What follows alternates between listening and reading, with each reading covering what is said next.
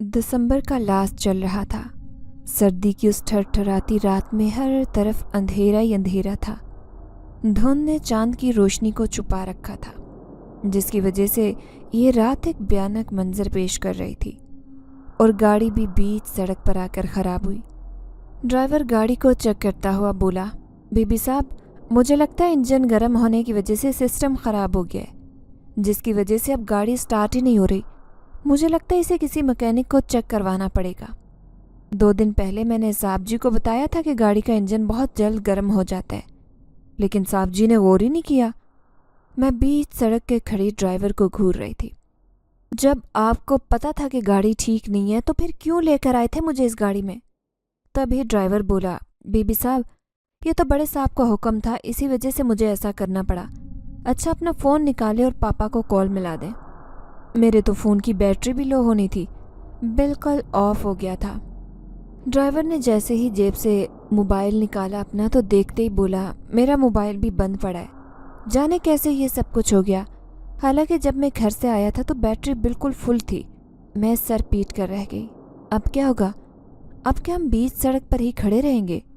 तभी ड्राइवर बोला, बीबी साहब, आप अंदर बैठिए, मैं यहाँ आसपास किसी मैकेनिक को ढूंढने की कोशिश करता हूँ। तभी मैं बोली, क्या बशीर अंकल आपके होश तो ठिकाने में हैं? यहाँ गाड़ी में अकेले बैठ जाऊँ, मुझे डर लगता है। मैं आपके साथ ही जाऊँगी। तभी बशीर अंकल, जो कि मेरे ड्राइवर थे, बोले, नहीं बीबी साहब, आप इतने अंधेरे में मेरे साथ कहाँ जाएंगी? आप यहाँ गाड़ी में बैठें, आपको किसी किस्म का कोई ख़तरा नहीं होगा। बशीर अंकल मुझे गाड़ी में बिठाकर खुद मैकेनिक ढूंढने चले गए। यहाँ आसपास तो आबादी का नामो निशान भी नहीं था। उन्हें गए काफ़ी देर गुजर गई थी। जैसे ही मैंने गाड़ी के शीशे से बाहर देखा तो मुझे ऐसे महसूस हुआ कि कोई अभी गाड़ी के करीब से गुजरा है। मैं जल्दी से गर्दन शीशे के करीब ले गई और बाहर की तरफ झांकने लगी, लेकिन कोई भी नहीं था। थोड़ी देर बाद दूसरी तरफ का दरवाज़ा किसी ने खटखटाया। अब मेरा दिल ज़ोर ज़ोर से धड़कने लगा। ऐसे लग रहा था जैसे मेरी सांस बंद हो जाएगी। मैंने दादी की सिखाई सारी दुआएं पढ़ दी और जल्दी से बाल समेटे, क्योंकि दादी कहती थी कि लड़कियों को अपने बाल खुले नहीं छोड़ने चाहिए। थोड़ी ही देर के बाद मेरी गाड़ी का शीशा खुद ब खुद खुल गया और मैंने बाहर जो देखा तो मेरे ओसान खता हो गए। मेरा नाम रुबाब है। हम 2 बहन भाई थे। भाई मुझसे 2 साल बड़े और मैं छोटी थी। बदकिस्मती से जिस दिन मैं पैदा हुई, मेरी माँ इस दुनिया से रुखसत हो गई थी। मुझे मेरी दादी ने पाल पोस कर बड़ा किया। दादी और पापा हम दोनों बहन भाइयों से भी बेहद मोहब्बत करते थे। दादी ने कई दफ़ा पापा से कहा कि वो दूसरी शादी कर लें, लेकिन वो मेरी माँ से बहुत मोहब्बत करते थे, इसलिए वो दूसरी शादी नहीं करना चाहते थे। अपनी सारी जवानी मेरे पापा ने मामा की यादों में गुजार दी। हम दोनों बहन भाइयों को पापा ने कभी किसी चीज़ की कमी महसूस नहीं होने दी। भाई उस वक्त MBA का स्टूडेंट था, जबकि मैं FSC की तालिब इल्म थी। मैं अपने कॉलेज की सबसे शौक और चंचल लड़की थी, फैशन की बहुत शौकीन। हर नया फैशन मुझसे ही शुरू होता। दादी मुझे अक्सर मना कर देती थी। मेरे पास 100 की तादाद में बॉडी परफ्यूम का स्टॉक था। परफ्यूम लगाना मुझे बहुत पसंद था। दादी ने कई दफ़ा बाबा से मेरी शिकायत की, लेकिन पापा कहते थे कि अम्मा ना कहा करे, बच्ची है ये। वैसे भी ये सब मन घड़त बातें हैं, परफ्यूम लगाने से क्या होता है, कुछ नहीं होता। दादी अक्सर कहा करती थी कि तुम नहीं जानते, मैंने अपने ज़माने में ऐसे कई वाक़े सुने हैं कि लड़कियां ये बॉडी परफ्यूम लगाएं तो उन पर जिन्नात आ जाते हैं। आखिर तुम्हें समझ क्यों नहीं आती? और पापा एक बुलंद कहका लगाकर हंस देते। दादी मुंह में बड़बड़ाती रहती, लेकिन मुझ पर असर ही नहीं होता। भाई भी मुझसे बेहद मोहब्बत करते। माँ के जाने के बाद मुझे इन रिश्तों से बेपनाह मोहब्बत मिली थी। मैं अपने शहर के सबसे महंगे कॉलेज में तालीम हासिल कर रही थी, जबकि भाई यूनिवर्सिटी का तालिब इल्म था। कॉलेज में मेरी बहुत सारी दोस्तें थीं, लेकिन हीरा मेरी सबसे अच्छी दोस्त थी। हीरा में मेरी जान बसती थी। उन्हीं दिनों हीरा की बड़ी बहन की शादी तय पाई तो उसने मुझे हर फंक्शन अटेंड करने की खास ताकीद की। हम दोनों ने सेम ड्रेसेस बनाए थे। मेरी और हीरा की दोस्ती की मिसालें पूरा कॉलेज देता। इसी वजह से मैं हीरा की बहन की शादी में ना जाकर उसका दिल नहीं तोड़ना चाहती थी। मैंने घर आकर दादी से इस बारे में बात की। ہیرا کیونکہ قریبی ایک گاؤں میں رہائش پذیر تھی اور ایک مڈل کلاس فیملی سے تعلق رکھتی تھی۔ دادی نے مجھے صاف منع کر دیا کہ میں کسی شادی میں نہیں جاؤں گی۔ اگر شادی ہمارے شہر میں ہوتی تو چلو تم چلی جاتی، لیکن گاؤں میں شادی میں اتنی دور جانا پڑے گا، تم رہنے دو، کوئی شادی وادی نہیں اٹینڈ کرنی۔ تب ہی میں بولی، پلیز دادی جانے دینا، آپ نہیں جانتے ہیرا کے ساتھ میری بہت گہری دوستی ہے، وہ ناراض ہو جائے گی مجھ سے۔ دادی نے جواب دیا، کوئی ناراض ہوتا ہے تو ہوتا رہے، اور تم بتا رہی ہو کہ سارے فنکشن نائٹ کے ہیں، میں تمہیں رات کے وقت اکیلا نہیں بھیج سکتی، اگر جانا ہے تو میں بھی تمہارے ساتھ چلوں گی۔ میں بولی، نہیں نہیں دادی آپ رہنے دیں، آپ وہاں جا کر مجھے بس تاکید ہی کرتی رہیں گی، سر پر دوپٹہ لے لو، بال نہ کھلے چھوڑو، میں انجوائے نہیں کر سکوں گی۔ تبھی دادی بولی، بس پھر میں نے کہہ دیا کہ تم مہندی میں نہیں جاؤ گی۔ دادی دیکھ لیں، میں نے اپٹن کا فنکشن بھی مس کر دیا ہے، مہندی میں بھی نہ جاؤں، کل بارات ہے، رات میں پکا پرومس آپ کو ساتھ لے کر جاؤں گی۔ اسی وقت پاپا گھر میں داخل ہوئے، مجھے اور دادی کو ساتھ بیٹھے دیکھ کر بولے، کیا بات ہے، کیا گفتگو ہو رہی ہے دادی پوتی کے درمیان؟ تبھی دادی بولی، دیکھو تو بہت ضد کر رہی ہے کہ اپنی دوست ہیرا کی بہن کی مہندی میں جانا ہے، میں نے اسے رات کے وقت کہیں نہیں جانے دینا، مجھے بہت ڈر لگتا ہے، اور اوپر سے یہ ڈھیر پرفیوم لگا لیتی ہے، میں نے تو صاف منع کر دیا، میں اسے نہیں جانے دوں گی۔ تبھی پاپا دادی کی دوسری سائڈ پر آ کر صوفے پر بیٹھے اور دادی کے کندھے پکڑتے ہوئے بولے، ارے اماں آپ کیوں پریشان ہوتی ہیں، بچی ہے، اگر یہ شادی اٹینڈ نہیں کرے گی تو گھر میں پڑی پڑی بور ہوتی رہے گی، آپ جانے دیں اسے، ویسے بھی آپ جانتی ہیں نا یہ میری بہت لاڈلی بیٹی ہے، حماد کا تو آپ کو پتہ ہی ہے ساری رات دوستوں کے ساتھ باہر گزار دیتا ہے، وہ تو اپنی زندگی سے خوش ہے، تو اس کی زندگی بھی اس کو اس کی مرضی کے مطابق جینے دیں، کل کلاں کو یہ پرائی ہو جائے گی، نہ جانے کیسے نصیب ہوں۔ تبھی دادی بولی، اللہ میری بیٹی کے نصیب اچھے کرے، اور پاپا اور دادو ایک ساتھ بولے، آمین۔ میں مسکراتی ہوئی بولی، ثم آمین، اس کا مطلب ہے کہ مجھے اجازت مل گئی ہے مہندی میں جانے کی۔ تبھی پاپا بولے، ہاں تم چلی جاؤ، میں ڈرائیور سے کہہ دیتا ہوں تمہیں ساتھ لے جائے گا اور ساتھ لے آئے گا، تب تک وہیں ٹھہر جائے گا۔ میں پاپا کے گلے میں واہن ڈالتے ہوئے بولی، تھینک یو پاپا، آپ دنیا کے بیسٹ پاپا ہیں۔ تبھی پاپا بولے، بس مسکے نہیں لگاؤ، جلدی سے تیاری شروع کرو۔ میں نے فٹافٹ اپنے کپڑے ریڈی کیے، گرین کلر کا سوٹ پہنا، بالوں کو کھلا چھوڑا، لائٹ سا میک اپ کیا، ویسے بھی میں خوبصورتی میں با کمال تھی، میری گوری رنگت، میرے تیکھے نقوش، ہونٹ کے اوپر تل کا نشان میری خوبصورتی کو چار چاند لگا دیتا۔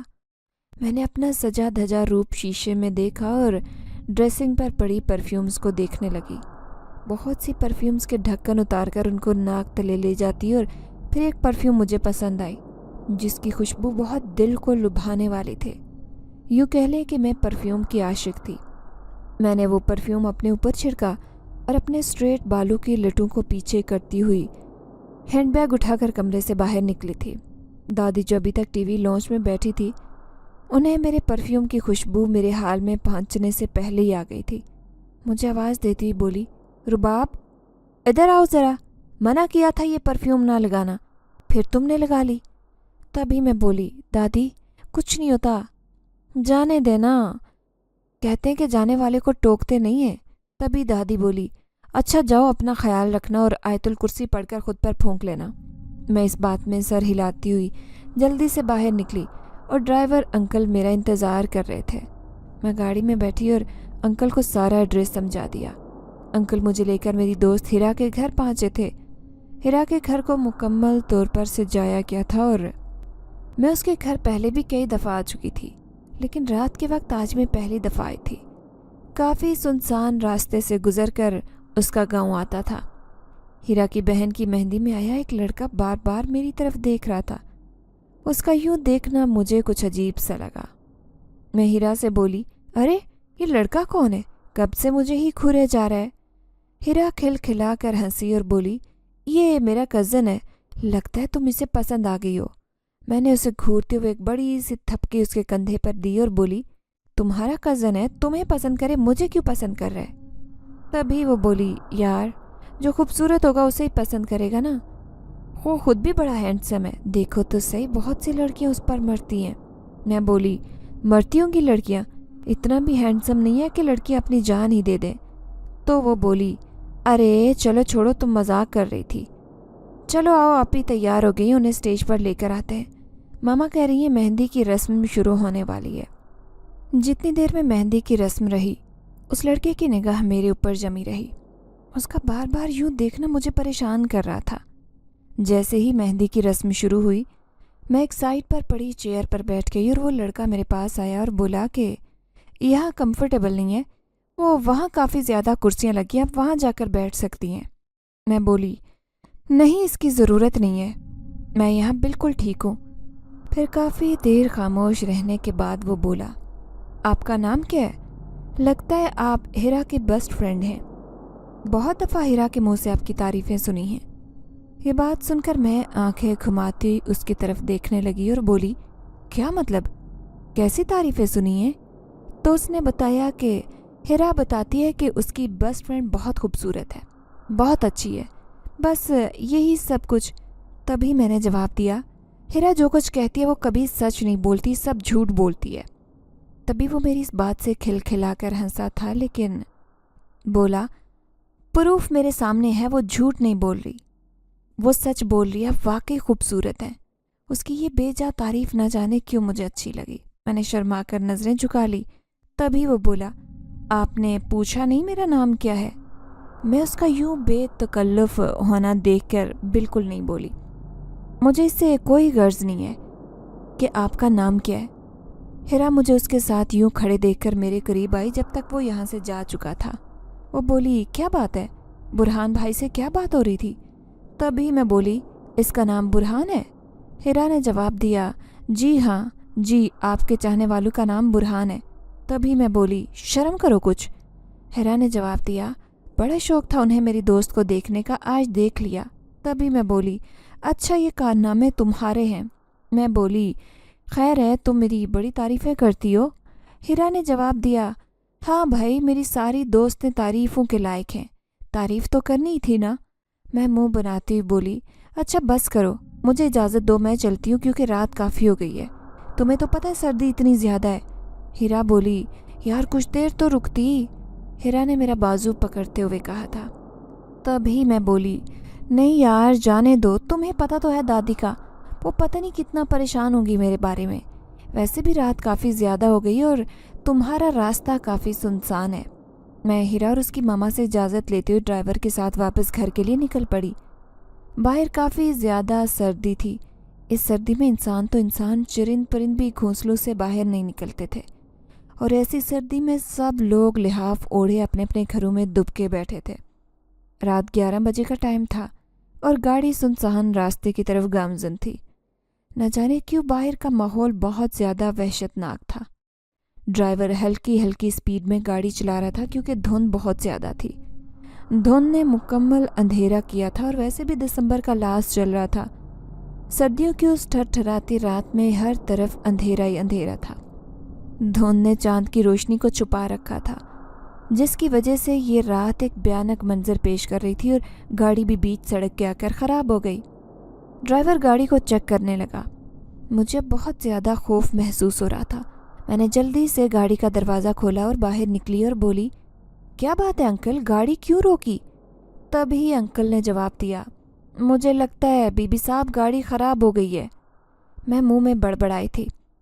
गाड़ी को भी यहाँ सुनसान सड़क पर ही ख़राब होना था।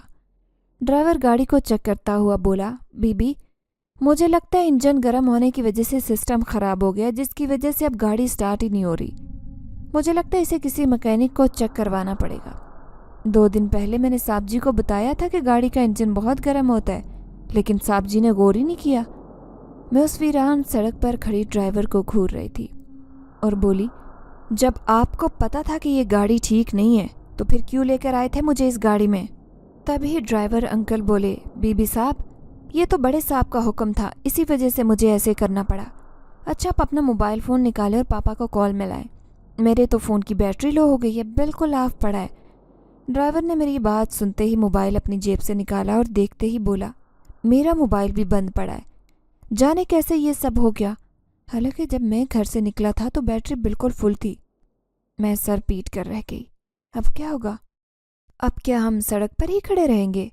तभी ड्राइवर अंकल बोले, बीबी साहब आप गाड़ी के अंदर बैठें, मैं यहाँ आसपास किसी मैकेनिक को ढूंढने की कोशिश करता हूँ। तभी मैं बोली, क्या बशीर अंकल, आपके होश तो ठिकाने में गाड़ी में अकेली बैठ जाऊँ? मुझे बहुत डर लगता है, मैं आपके साथ ही जाऊँगी। बशीर अंकल जो कि मेरे ड्राइवर थे बोले, नहीं बीबी साहब, आप इतने अंधेरे में मेरे साथ कहाँ जाएंगी? आप गाड़ी में बैठें, आपको किसी किस्म का खतरा नहीं होगा। बशीर अंकल मुझे गाड़ी में बिठाकर खुद मैकेनिक ढूंढने चले गए थे। यहाँ आसपास आबादी का तो नामो निशान नहीं था। हाँ, सड़क के इर्द गिर्द लगी झाड़ियाँ और दरख्त, मुझे ऐसा महसूस हो रहा था कि अभी कोई चोर डाकू यहाँ से निकल आएगा और मुझे लूट लेगा। मुझे सांस लेना मुश्किल हो रहा था। ड्राइवर अंकल को गए काफ़ी देर हो गई थी, लेकिन अभी तक वो मैकेनिक को लेकर नहीं आए थे। जैसे ही मैंने गाड़ी के शीशे से बाहर देखा, तब मुझे ऐसे महसूस हुआ कि कोई अभी गाड़ी के करीब से गुजरा है।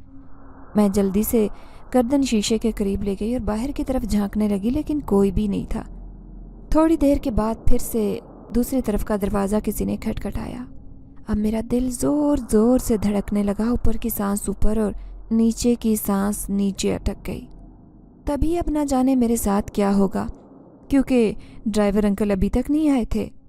मैं ज़रा शीशे के करीब हुई। जैसे ही मैंने शीशे के बाहर देखा, मेरे तो सांस खता हो गए, क्योंकि बाहर की साइड खड़ा कोई इंसान नहीं था। मैंने जल्दी से अपने बाल समेटे और आयतुल कुर्सी का विर्द शुरू कर दिया। बाहर खौफनाक किस्म का शख्स था, जिसके सिर्फ मुझे पाँव और टांगें नज़र आ रही थी, जो बहुत लंबी थी और उल्टे पाँव थे। ये देखकर मुझे ठंडे पसीने आने लगे। मैंने अपनी गर्दन नीचे झुका ली ताकि वो भयानक चीज़ मुझे ना देख सके। मुझे बाहर से ड्राइवर अंकल की आवाज़ सुनाई दी। मैंने जल्दी से गर्दन उठाई। ड्राइवर अंकल के साथ कोई मैकेनिक नहीं था। ड्राइवर अंकल गाड़ी में बैठते हुए बोले, बीबी साहब, यहाँ तो आसपास आबादी का नामो निशान ही नहीं है। साहब जी को कॉल भी नहीं मिल रही। मैं काफ़ी दूर तक देख आया हूँ। तभी वहाँ एक गाड़ी आकर रुकी। उस गाड़ी को देखते ही ड्राइवर अंकल बाहर निकले। मैं अभी गाड़ी का दरवाज़ा खोलकर बाहर निकली। उस गाड़ी में से खूबसूरत नौजवान निकला। तभी बोला, क्या बात है, क्या गाड़ी ख़राब हो गई है?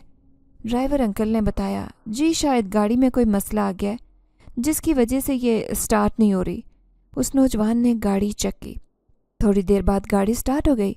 मैं जैसे ही गाड़ी में बैठने लगी तो उस नौजवान ने एक अजीब सी हरकत की। उसने मेरा दुपट्टा अपने हाथ में पकड़ लिया। ड्राइवर जो गाड़ी स्टार्ट करके अंदर बैठा था, उस वक्त वो गाड़ी को देखने में लगा था। मेरी नज़रें जैसे ही उस नौजवान के साथ मिली, मुझे न जाने क्या हुआ, ऐसे लग रहा था जैसे मेरा इससे बहुत गहरा रिश्ता हो।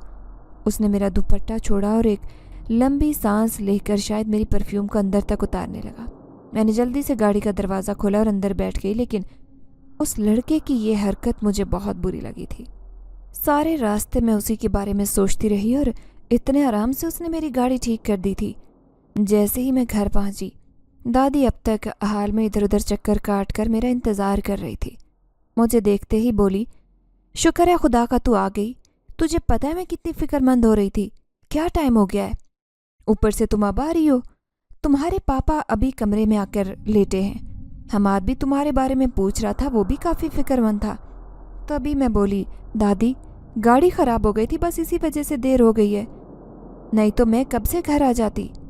तभी दादी बोली, जल्दी से कपड़े चेंज करो, मुँह हाथ धोकर सोने के लिए आ जाओ। मैं दादी के कमरे में ही सोती थी। अगले दिन बारात पर हिरा का मुझे वो कज़न नज़र नहीं आया, लेकिन मुझे इससे क्या। अगले दिन दादी ने मुझे बताया कि बाबा आज कुछ परेशान थे, न जाने उनकी परेशानी की क्या वजह थी। अगले दिन पापा सुबह हमारे उठने से पहले ही ऑफिस के लिए निकल गए। हालांकि आज तक ऐसा नहीं हुआ था। बाबा नाश्ता किए बिना ही चले गए थे और मैं और दादू दोनों ही परेशान थी। पापा ऑफिस जाते हुए मुझे कॉलेज छोड़कर जाते थे। रात भी काफ़ी ज़्यादा परेशान थे। न जाने क्या बात है कि बाबा बता ही नहीं रहे थे। थोड़ी ही देर के बाद हमाद भाई भी घर आ गए। वो भी काफ़ी परेशान थे। दादी ने उनसे पूछा तो उन्होंने बताया कि पापा की फैक्ट्री में एक आदमी का कत्ल हो गया और पता नहीं कातिल कौन है। पापा काफ़ी परेशान हैं क्योंकि मकतूल के घर वाले पापा को बहुत धमकियां दे रहे हैं। तभी मैं हैरत से बोली, लेकिन वो पापा को क्यों धमकियां दे रहे हैं? पापा का इसमें क्या कसूर है?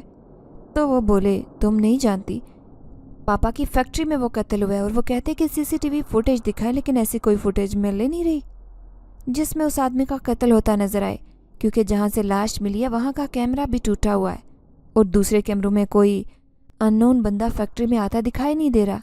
वो सारा ब्लेम पापा को दे रहे हैं। पुलिस भी 2-3 दफ़ा फैक्ट्री का चक्कर लगा चुकी है। वो शाम तक पापा को आदमी देने का कह रहे हैं जिसने कत्ल किया है। अभी तो पुलिस वालों को पापा ने डरा धमकाकर और पैसे देकर टाल दिया, लेकिन ये मामला कब तक दबा रहेगा। अब पूरे घर पर परेशानी छा गई थी। अगले दिन जैसे ही मैं कॉलेज से लौटी तो मैं कपड़े चेंज करके बाहर निकली थी कि चौकीदार भागता हुआ अंदर आया और बोला, गज़ब हो गया, छोटे साहब जी को किसी ने गोली मार दी है। ये बात सुनते ही मेरी और दादी के पाँव के नीचे से ज़मीन खिसक गई। दादी बोली, क्या कह रहे हो? मेरा बच्चा हमाद, कौन गोली मार गया मेरे बच्चे को? बड़े साहब को इस बारे में बताया है? तभी वो बोले, जी साहब को मैंने फ़ोन कर दिया, लेकिन छोटे साहब जी के दिल पर गोली लगी है जिसकी वजह से वो दुनिया में नहीं रहे और लाश पुलिस की कस्टडी में है। ये बात सुनते ही दादी सोफे पर गिर गई। मुझ पर जैसे सख्ता तारी हो गया। मेरा अकलौता भाई जो मुझे दुनिया में सबसे अजीज़ था, मुझसे बेहद मोहब्बत करने वाला भाई, आज हमेशा के लिए मुझे छोड़कर चला गया। काफ़ी देर सख्ता तारी रहा। उसके बाद में चौकीदार से बोली, झूठ बोल रहे हो तुम? क्यों कह रहे हो ऐसा? मेरा भाई नहीं, इस दुनिया से नहीं जा सकता। चौकीदार ने मुझे यकीन दिलाया। थोड़ी देर के बाद खून से लथपथ लाश हमारे घर पहुंच गई। सच में हमाद भाई इस दुनिया से चले गए थे। पापा तो जैसे पागल हो गए। उन्हें किसी चीज़ की होश नहीं थी। दादी इमरजेंसी वार्ड में थी। उनकी तबीयत इंतहाई तशवीशनाक थी। उस वक्त मुझे समझ नहीं आ रही थी कि खुद को दिलासा दूं या पापा को, क्योंकि पापा बहकी बहकी बातें कर रहे थे। उन्हें कुछ भी नहीं पता था कि क्या हो रहा है। बस वो बार बार कह रहे थे कि हमाद को कुछ नहीं हो सकता, हमाद जिंदा है। इस बात को कई दिन गुजर गए थे। थोड़े ही दिन के बाद दादी की वफ़ात हो गई। अब हमारा घर बिल्कुल टूटकर बिखर गया था। पापा बिल्कुल पागल हो गए थे और मुझ पर हर वक्त सख्ता तारी रहता। मुझे समझ नहीं आ रही थी ज़िंदगी कैसे गुजरेगी। कुछ ही दिन के बाद हिरा हमारे घर ताज़ियत के लिए आई। हिरा के साथ उसका वो कज़न भी था। मैं हिरा के गले लगकर खूब रोई थी। इस बात को साल गुजर गया, लेकिन मेरे साथ इस दौरान भी अजीबोगरीब वाक़यात होते रहे। जब मैं रोती मुझे ऐसे महसूस होता कि कोई मेरे आंसू साफ़ कर रहा है, और हर वक्त किसी की मौजूदगी का एहसास मेरे साथ होता, लेकिन मुझे किसी किस्म का डर महसूस नहीं होता था। ज़िंदगी ने इतना बड़ा ज़ख्म दिया था, कोई डर और खौफ उसके सामने कुछ भी नहीं था। अभी तक कातिल का पता नहीं चल सका था, क्योंकि कोई भी सबूत नहीं मिल रहा था। अब सिर्फ मुझे अपने पापा की ज़िंदगी प्यारी थी। मैं पापा का इलाज एक अच्छे अस्पताल से करवा रही थी। कुछ ही देर के बाद मुझे पता चला कि हमारी फैक्ट्री नीलाम हो गई है। पापा ने फैक्ट्री को चलाने के लिए कुछ कर्ज लिया हुआ था, जिसकी वजह से अब वो फैक्ट्री नीलाम हो गई थी। हमारा कारोबार भी बिल्कुल ठप हो गया था।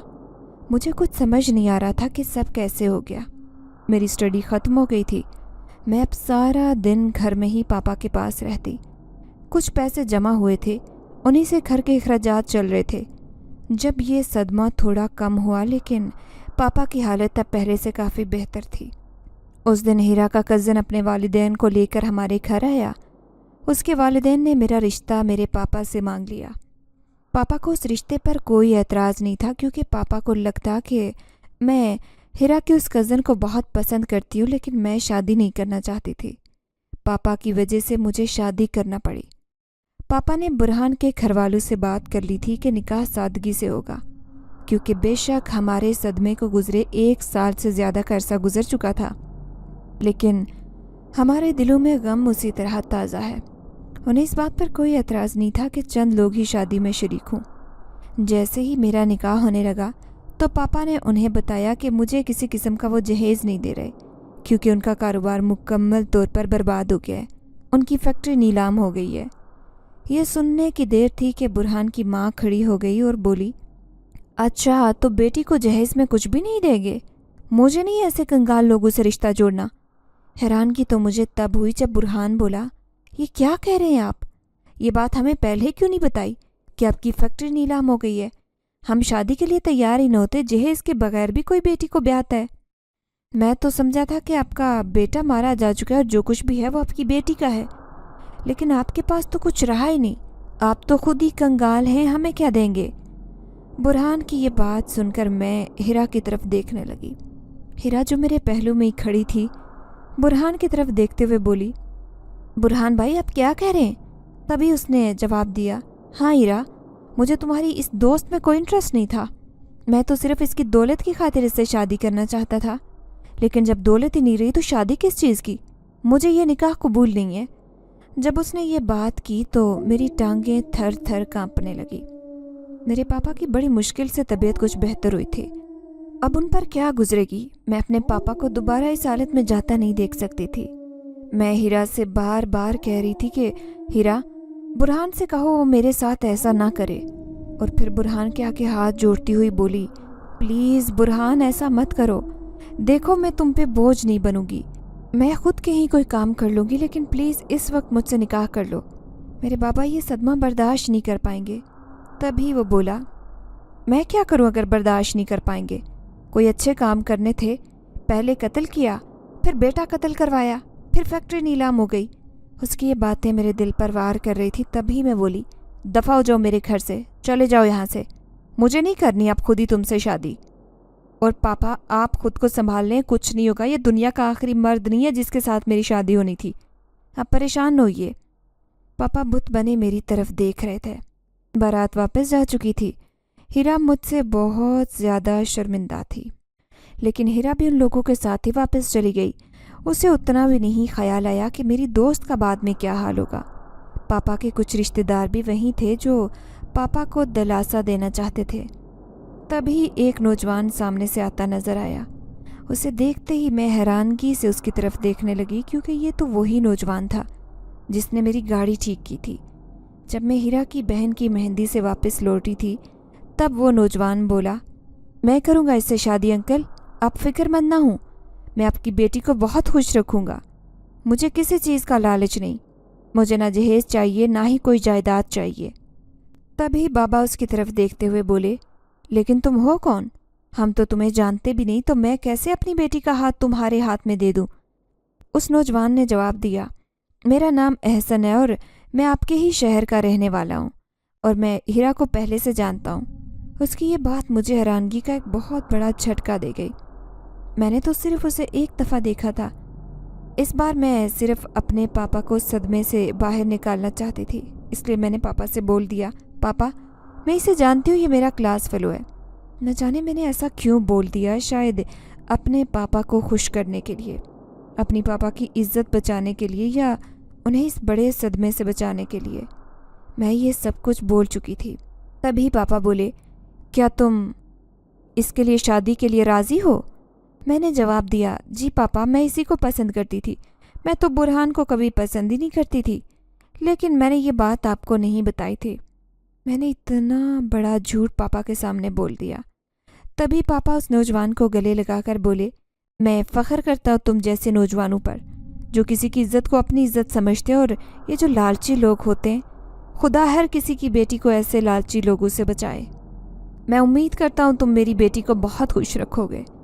तभी उसने जवाब दिया, जी अंकल, इंशाअल्लाह मैं आपकी बेटी को बहुत खुश रखूँगा, कभी किसी चीज़ की कमी नहीं आने दूंगा उसे। ये आपसे वादा करता हूँ, मैं आपसे जो वादा करता हूँ वो पूरा करता हूँ। उसकी इस बात से पापा खुश हो गए। वहाँ आसपास बैठे सब लोगों के चेहरों पर खुशी के तासुरात नज़र आने लगे। तभी निकाह खां ने मेरा हसन महमूद के साथ निकाह पढ़वा दिया। मैं तो उसे जानती तक नहीं थी, आज पहली दफ़ा उसका नाम भी सुना था। मुझे उसके साथ रुखसत कर दिया और फिर उससे उसके घर का एड्रेस ले लिया।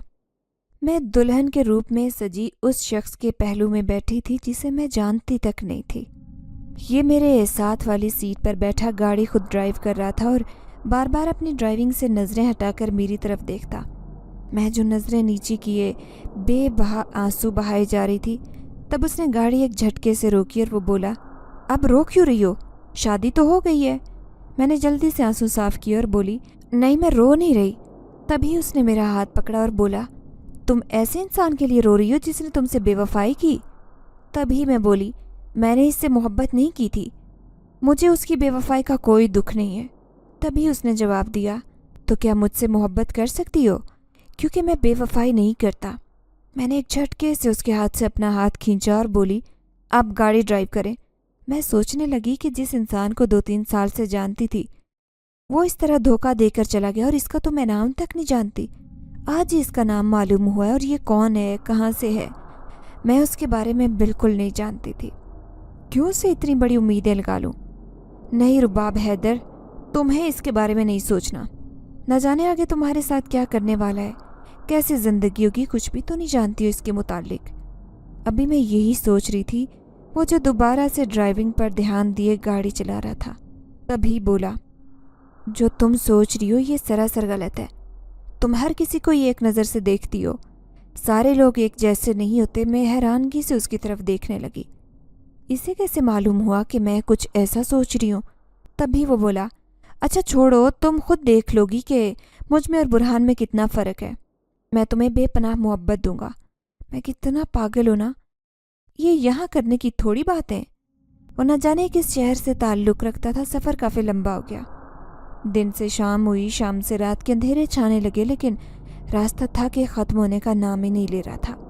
मैं उससे पूछना चाहती थी कि उसका घर कौन से शहर में है, लेकिन मैं बिल्कुल खामोश बैठी रही, क्योंकि मैं कोई भी बात करके अपना मूड ख़राब नहीं करना चाहती थी। पहले ही बहुत ज़्यादा परेशान थी। गाड़ी अभी एक सुनसान और वीरान रास्ते से गुजर रही थी। तभी मुझे एक बहुत भयानक किस्म की आवाज़ आई। मैं बहुत ज़्यादा डर गई और एक झटके से हसन के कंधे से जा लगी। हसन ने गाड़ी रोकी और मुझे अपनी बाहों में भर लिया और बोला, खौफज़दा होने की ज़रूरत नहीं है, मैं तुम्हारे साथ हूँ। जब इतना अच्छा हमसफ़र साथ में हो तो डरना नहीं चाहिए। वो भयानक आवाज़ें इसी तरह से आ रही थी। वो एक हाथ से ड्राइव करते हुए, एक हाथ मेरे कंधों के गिर्द डाले हुए गाड़ी को चला रहा था। मेरा दिल ज़ोर से धड़क रहा था। एक जगह जाकर गाड़ी रुक गई। मैं देखकर हैरान हो गई, क्योंकि ये एक जंगल नुमा जगह थी। जैसे ही उसने गाड़ी रोकी, जल्दी से गाड़ी से नीचे उतरा और गाड़ी का मेरी साइड वाला दरवाज़ा खोला और बोला, आओ, तुम्हें वेलकम सिर्फ तुम्हारा शोहर ही करेगा, क्योंकि यहाँ कोई और नहीं है जो तुम्हें वेलकम करने के लिए आए। नहीं तो दुल्हन का तो बहुत अच्छे से इस्तकबाल किया जाता है ना, लेकिन आगे आओ, तुम्हें कुछ अनोखी चीज़ देखने को मिलेगी। उसकी इस बात से मैं हैरान होती गाड़ी से नीचे उतरी। जैसे ही हम चलते हुए आगे आए तो एक खूबसूरत घर के पास पहुँचे। उसने मेरा हाथ थामा और उस घर के अंदर दाखिल हुआ। तभी छत से फूलों की बरसात होने लगी। मैं हैरानगी से हसन की तरफ देखने लगी कि ये सब क्या है। यहाँ इर्द गिर्द कोई भी नज़र नहीं आ रहा। थोड़ी आगे जाकर मुझे एक सजा धजा स्टेज नज़र आया, जहाँ पर जाकर हसन ने मुझे बिठा दिया और मैं खुद मेरे पहलू में बैठ गया। वहाँ सामने कोई भी नहीं था। पता नहीं मुझे यहाँ से इतनी देर से क्यों लेकर बैठा हुआ था, और मुझे ऐसे महसूस हो रहा था कि वो किसी से बातें कर रहा हो, लेकिन मुझे कोई नज़र नहीं आ रहा था। थोड़ी देर के बाद दो खूबसूरत दोशीज़ाएँ आई और मुझे पकड़कर एक कमरे में ले गई। ये कमरा बहुत अच्छे से सजा हुआ था। यहाँ बहुत प्यारी खुशबू वाले फूल लगाए गए थे। पूरे कमरे में खुशबू ही खुशबू फैली थी। मुझे उन्होंने खूबसूरत बेड पर ले जाकर बिठा दिया। ये सजा धजा कमरा, मैंने ऐसा कमरा ज़िंदगी में पहली दफ़ा देखा था। मैं इधर उधर नज़रें घुमाकर उस कमरे का जायज़ा ले रही थी। तभी दरवाजे पर दस्तक हुई। थोड़ी देर के बाद हसन कमरे में दाखिल हुआ। मैं हिचकिचाते हुए खुद को सेट करके बैठ गई।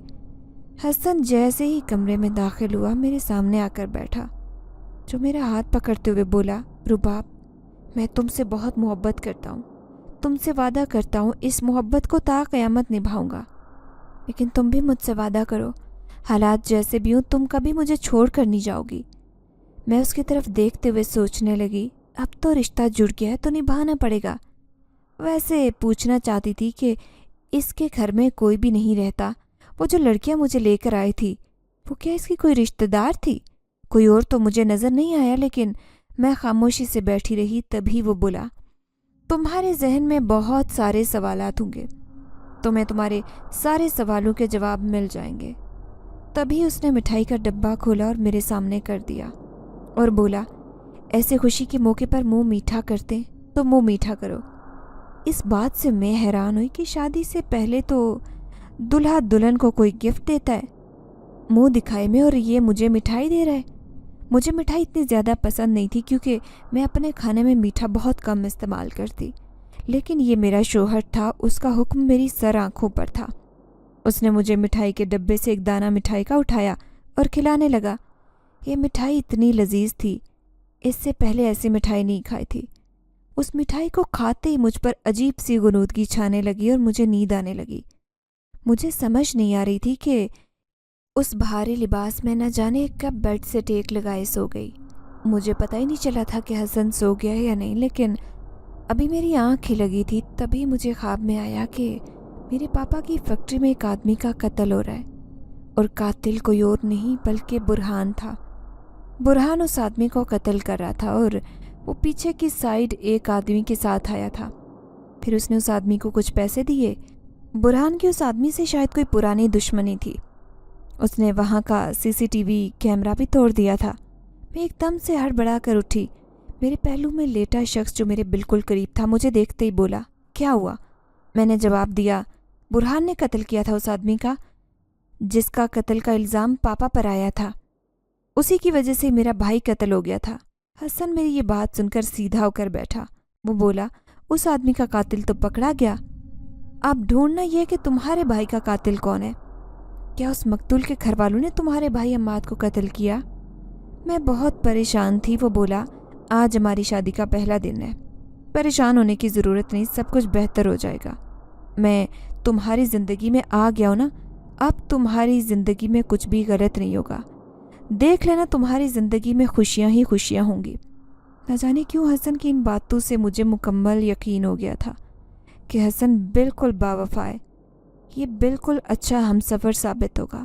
میں یہ بات بابا کو بتانا چاہتی تھی، لیکن اگلے ہی دن حسن نے فون کر کے بابا کو منع کر دیا کہ وہ نہ آئیں بلکہ ہم خود ہی آ جائیں گے، لیکن پھر حسن کو کوئی کام پڑ گیا جس کی وجہ سے ہم دونوں نہیں جا سکے۔ 2 دن ایسے ہی گزر گئے۔ حسن مجھ سے بے حد محبت کرتے تھے۔ میں حسن کے ساتھ شہزادیوں جیسی زندگی گزارنے لگی تھی۔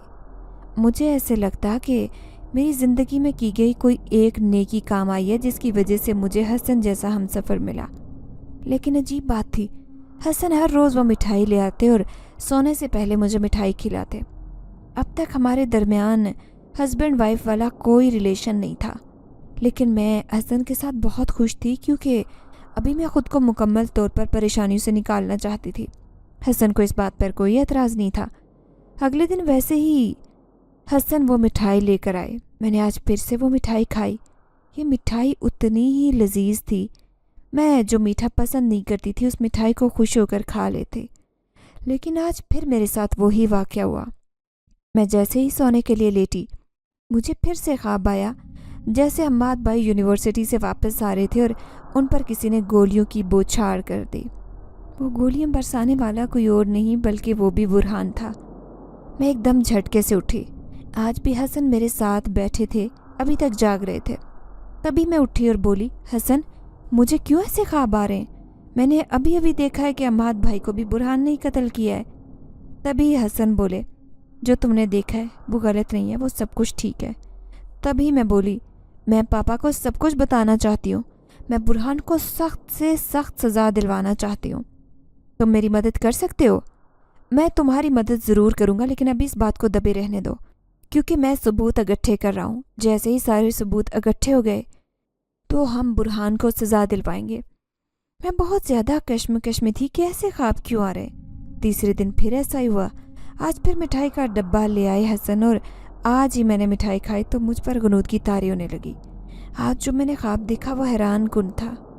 یہ خواب اب نہ ہی میری فیملی کے بارے میں تھا اور نہ ہی برہان کے بارے میں جو کہ میرا پہلا منگیتر تھا۔ یہ خواب اب میرے شوہر حسن کے بارے میں تھا۔ مجھے ایسا دکھائی دیا کہ حسن کے پیچھے بہت خوفناک شکل کے کئی آدمی کھڑے۔ تھوڑی دیر کے بعد حسن کی شکل ایک خوفناک آدمی میں بدل گئی۔ جیسے ہی میں نے دیکھا تو میں چیختی ہوئی اٹھ بیٹھی۔ حسن میرے پاس بیٹھے تھے۔ تبھی حسن بولے، تم نے جو دیکھا وہ حقیقت ہے۔ جو تم نے بھیانک شکل والے 2 لوگ دیکھے وہ انسان نہیں تھے بلکہ جنات تھے۔ تبھی میں بولی، لیکن حسن تم بھی بھیانک شکل میں تھے؟ تو انہوں نے جواب دیا کہ ہاں یہ حقیقت ہے، میں تمہیں خواب دکھانا چاہتا تھا کیونکہ اگر میں تمہیں سچ بتاتا تو تم میری بات نہ مانتی، اور برہان ہی تمہارے بھائی کا اور اس آدمی کا قاتل ہے۔ اس لیے میں نے یہ بھی تمہیں خواب میں ہی دکھایا کیونکہ میں نے تمہیں جناتی مٹھائی کھلائی تھی۔ یہ مٹھائی ایسی طاقت رکھتی ہے کہ اس میں ساری اصلیت کھل کر آپ کے سامنے آ جاتی ہے ایک خواب کے ذریعے۔ تبھی میں بولی، ایسا کیسے ہو سکتا ہے؟ تم نے بھی مجھے دھوکہ دیا۔ کیا تم جن زادے ہو؟ اس نے جواب دیا، میں نے تم سے دھوکہ نہیں کیا۔ اس دن جب تم اپنی سہیلی کی شادی سے واپس آ رہی تھی، میں درخت پر تھا جہاں پر تمہاری گاڑی خراب ہوئی تھی۔ تمہاری وہ پرفیوم کی خوشبو میرے نتھروں میں گئی تو جیسے ہی میں نے تمہیں دیکھا میں تم پر عاشق ہو گیا۔ تم مجھے بہت پیاری لگی۔ پھر تمہاری زندگی میں برہان آ گیا۔ برہان تمہارے ساتھ دھوکہ کر رہا ہے۔ وہ صرف تمہاری جائیداد حاصل کرنا چاہتا ہے، لیکن میں خاموش رہا۔ لیکن میں تمہارے پاس جاتا تھا، تمہیں نظر نہیں آتا تھا۔ پھر جب برہان نے تم سے شادی سے انکار کیا تو اس کی اصلیت سب کے سامنے کھل کر سامنے آئی۔ اس لیے میں تمہارے ساتھ شادی کے لیے راضی ہو گیا، کیونکہ میں تمہیں ساری خوشیاں دینا چاہتا تھا۔ آج تک جو تم سے چھین گئی۔ وہ بولا، مجھے چھوڑ کر نہیں جاؤ گی، تم نے یہ وعدہ کیا تھا۔ تو میں بولی، تم ایک جن زادے ہوتے ہوئے مجھ سے اتنی محبت کرتے ہو، میں کبھی تمہیں چھوڑ کر نہیں جاؤں گی۔ تم سے وعدہ کیا تھا کہ پوری عمر نبھاؤں گی، لیکن مجھے یہاں نہیں رہنا۔ اس نے مجھے بتا دیا تھا کہ یہ کوہ کاف ہے۔ اگلے دن وہ مجھے لے کر پاپا کے پاس گیا اور سارے ثبوت بھی اس نے اکٹھے کر لیے تھے۔ برہان کو پھانسی کی سزا دلوائی گئی تھی اور اب میرے اور پاپا کے دل کو سکون ملا۔ ہماری فیکٹری بھی دوبارہ سے ہمیں مل گئی۔ یہ سب کچھ حسن کی وجہ سے تھا اور میں اور حسن پاپا کے ساتھ ان کے گھر رہے۔ پاپا کو ابھی تک نہیں پتا کہ حسن ایک جن زادہ ہے۔ بابا میری دوست نے بھی مجھے حسن کے ساتھ دیکھ کر میری قسمت پر رشک کرتی ہیں۔ وہ خوبصورت ہونے کے ساتھ ساتھ مجھے بہت محبت بھی کرتا ہے۔ اب آپ بتائیں کہ میں نے حسن کے ساتھ شادی کر کے کچھ غلط تو نہیں کیا؟ اور کیا جو کچھ برہان نے میرے ساتھ کیا، کسی لڑکی کی دولت کو حاصل کرنے کے لیے اس کے ساتھ ایسا کرنا چاہیے؟ نہ جانے کیوں انسانوں کو پہچاننے میں دیر ہو جاتی ہے۔ کیا آپ کی زندگی میں بھی کوئی ایسا انسان ہے جس کو آپ نے بہت دیر سے پہچانا ہو؟